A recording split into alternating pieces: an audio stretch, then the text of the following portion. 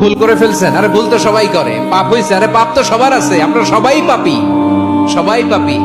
যত পাপ হোক, ভুল হোক, অন্যায় হোক, অনুতপ্ত হয়ে তওবা করে ওযু করে জায়নামাজটা বিছিয়ে সেজদা দিয়ে চোখের পানি ছাড়েন। চোখের বেয়ে পড়া পানি আল্লাহর কাছে যে কত প্রিয়। অনুতপ্ত বান্দার চোখের পানির ফোঁটা তার চোখ বেয়ে নাকের ডগা বেয়ে জমিনে ড্রপ করার আগেই আল্লাহর ওই বান্দার সব গুনাহ মাফ করে দেয়। আপনি কি জানেন কোরআন নিয়ে কোন ফেরেশতা পৃথিবীতে এসেছিল? জানেন ফেরেশতার নাম কি বলেন তো? জিবরিল আলাইহিস সালাম। একটু খেয়াল করে শুনেন, সাইয়েদনা জিবরিল কোরআন নিয়ে এসেছেন, ফলে উনি হয়েছেন শ্রেষ্ঠ ফেরেশতা। বিশ্ব নবীর উপর কোরআন নাজিল হয়েছে, তাই তিনি হয়েছেন শ্রেষ্ঠ নবী। রমাদানে কোরআন নাজিল হয়েছে, তাই রমাদান হয়েছে শ্রেষ্ঠ মাস। কদরের রাতে কোরআন নাজিল হয়েছে, তাই কদর হয়েছে শ্রেষ্ঠ রাত।